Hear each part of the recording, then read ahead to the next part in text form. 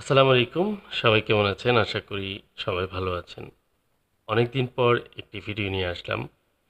দেশের পরিস্থিতির কারণে বা বিভিন্ন কারণেই কিন্তু দীর্ঘদিন যাবৎ ভিডিও YouTube এ আপলোড করা হচ্ছে না। আর এই ফাঁকে অনেক কাজও জমে যায়। তো আজকে যে ফোনটি নিয়ে আসছি এটি হচ্ছে Aquos R6 শার্প কোম্পানির একটি ফোন। আপনারা জানেন যে এই ফোনগুলো আসলে দেশের বাইরে থেকে আসে। অনেকেই বাংলাদেশ থেকে যে পুরাতন ফোনের শোরুমগুলো আছে সেখান থেকে অনেকে কিনে থাকেন। তো এই ফোনটির যে সমস্যাটি ফোনগুলো হঠাৎ করে ইউজ করতে, করতে দেখা যায় হ্যাং হয়ে যাচ্ছে এবং অনেক সময় চার্জিংয়ের শুধু লোগো শো করছে। ফোনটি পুরোপুরি অন হচ্ছে না। ডিসপ্লে ভেঙে, ভেঙে আসছে। এই ধরনের প্রবলেমগুলো সাধারণত এখন পর্যন্ত আমরা পেয়েছি। তো এই মডেলে অনেক ফোনই রিপেয়ার করা হচ্ছে বা আমার কাছে আসছে। আজকের এই ফোনটির উপরে এক্সপেরিমেন্ট করব। এই ফোনটি মূলত এই মুহূর্তে ডেড কন্ডিশনে আছে এবং ফোনটি রান করার চেষ্টা করব। তো আমি রিবোলিংয়ের মাধ্যমে প্রবলেমটি সলভ করার চেষ্টা করব। তো আমি প্রথমে র্যামটি রিমুভ করব এবং কি র্যাম রিমুভ করে রিবোলিং করে ইনস্টল করব। প্রবলেমটি সলভ হয় কিনা আমি সেটি দেখব। তো এগুলো মাদারবোর্ডগুলো আসলে স্যান্ডউইচ মাদারবোর্ড। এটি লেয়ার মাদারবোর্ডের ভিতরে দেখা যায় ৩টি লেয়ার, কোনো ফোনে ৪টি লেয়ার থাকে।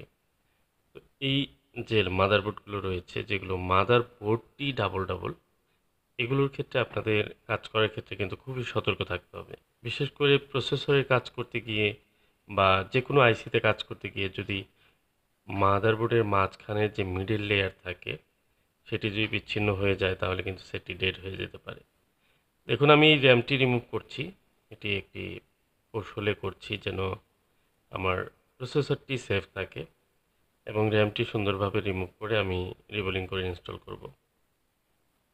তো আপনারা জানেন যে বাংলাদেশের বিভিন্ন জায়গা থেকে আমার কাছে ফোনগুলো রিপেয়ারের জন্য অনেকেই পাঠান। আর অনেক কাজই অলরেডি জমা হয়ে আছে দীর্ঘদিন যাবৎ, যেহেতু ঠিকঠাক মতো কাজ করতে পারছি না।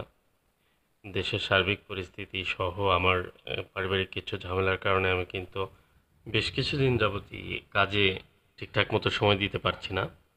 তো অনেক কাজ যেগুলো হয়তো রিটার্ন দিতে হবে, কারণ দেখার সুযোগ হচ্ছে না।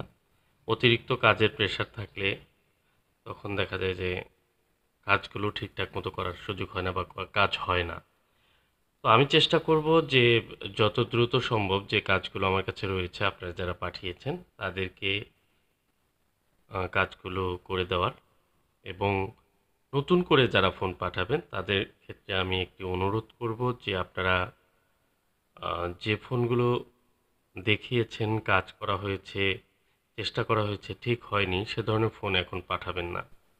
আর যারা এখনো পর্যন্ত ফোনগুলো যাদের এই প্রসেসর ইস্যু নিয়ে প্রবলেম আছে, তারা আপনারা অবশ্যই একজন দক্ষ টেকনিশিয়ান যিনি এই কাজগুলো রেগুলার করেন এবং কনফিডেন্টলি কাজটি করে দিতে পারবেন এরকম মনে হয় আপনার কাছে, তাদেরকে দিয়ে করাবেন। এতে করে আপনার দ্বিতীয়বার অন্য কোথাও দেখানো প্রয়োজন হবে না। আপনার ফোনটি যদি ঠিক হওয়ার মতো থাকে তাহলে অবশ্যই ঠিক হয়ে যাবে। তাই বলব যে আপনার নিকটস্থ যারা প্রসেসর নিয়ে কাজ করে, এখন তো আলহামদুলিল্লাহ অনেকেই কাজ করছেন, ভালোভাবেই কাজ করছেন। যারা একটু অভিজ্ঞতা সম্পন্ন দীর্ঘদিন ধরে এই কাজগুলো করছেন, তাদেরকে দিয়ে করাবেন। তাহলে আশা করা যায় রিপেয়ার হয়ে যাবে। আর যদি রিপেয়ার না হয় তাহলে আপনাকে বুঝতে হবে হয়তো আপনার ফোনটি হওয়ার মতো ছিল না। এবং দুর্ভাগ্যবশত হলেও কিছু ফোন কিন্তু আনসাকসেস হতেই পারে। তো সেই ফোনগুলো দেখা যায় একাধিক জায়গায় দেখাতে, দেখাতে একসময় কিন্তু হতাশ হন। আমি রিসেন্টলি এত পরিমাণে ফোন পেয়েছি, দেখা যায় সারাদিনের আ ৪ ভাগের ৩ ভাগ সময় শুধু রিজেক্ট ফোন নিয়ে কাজ করতে গিয়ে মেন্টালিটি অনেক খারাপ হয়ে যায়। যে কারণে এই সিদ্ধান্ত নিতে বাধ্য হচ্ছি। কারণ আমি চাই যে যে কাজগুলো আসলে সময় দিলে হবে, সেই কাজগুলোতে আবার সময় দিতে। কারণ অনেক ফোন পড়ে আছে। তো আপনারা ধৈর্য সহকারে এই কাজগুলো যারা করেন টেকনিশিয়ান ভাইরা রয়েছেন তারা করার চেষ্টা করবেন। আশা করা যায় যে হয়ে যাবে ফোনগুলো। সবচেয়ে বড় কথা হচ্ছে যে আমাদের ধৈর্য নিয়ে কাজ করতে হবে। কাজের গাইডলাইনটি ঠিক থাকতে হবে। দেখুন একটি বিষয় অনেকে বোঝার চেষ্টা করেন না। অনেকেই একটি কাজ চলমান অবস্থায় থাকা অবস্থায় আরেকটা ফোন নিয়ে এসে বলেন, "ভাই খুব তাড়াতাড়ি এই ফোনটা আমাকে একটু রিপেয়ার করে দেন।" তো আমি যে কাজটা নিয়ে গবেষণা করছি বা যে কাজটায় একটা সিদ্ধান্তে পৌঁছাবো, ঠিক ওই সময় আরেকটি কাজ যখন হাতে নেই, তখন কিন্তু সেই ফোনটির উপরে একটি প্রভাব পড়ে। এবং কি একটি রেখে আরেকটি কাজ, আরেকটি রেখে আরেকটি কাজ এভাবে অতিরিক্ত চাপে পড়ে কাজ করতে গিয়ে কাজের ভালো কাজগুলো হওয়ার চান্স থাকে না। যে কারণে আপনারা যারা সাধারণ ইউজার রয়েছেন তারা এই বিষয়টি বোঝার চেষ্টা করবেন এবং কি সময় দিবেন। যার কাছেই কাজ করতে দেন না কেন, সময় দিলে সে হয়তো ভেবেচিন্তে কাজটির পদক্ষেপ নিবে। আপনার ভুল পদক্ষেপ নেওয়ার সম্ভাবনা কম থাকে।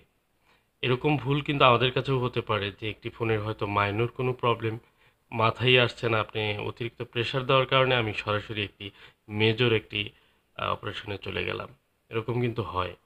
তো অতএব এই বিষয়গুলো না বুঝার কোনো কারণ নেই। আপনারা অবশ্যই বুঝবেন ব্যাপারটি এবং অতিরিক্ত চাপ নিয়ে কাজ করতে গেলেও বিভিন্ন সমস্যা হতে পারে। যা হোক আজকের যে এক্সপেরিমেন্ট সেটি আপনাদের বলি। এই ফোনটির হচ্ছে Aquos R6 মডেলের একটি ফোন। তো এই ফোনটির বলা যায় যে ডেড কন্ডিশন। হঠাৎ ২-১ দিন পর চার্জিং লোগো আসে।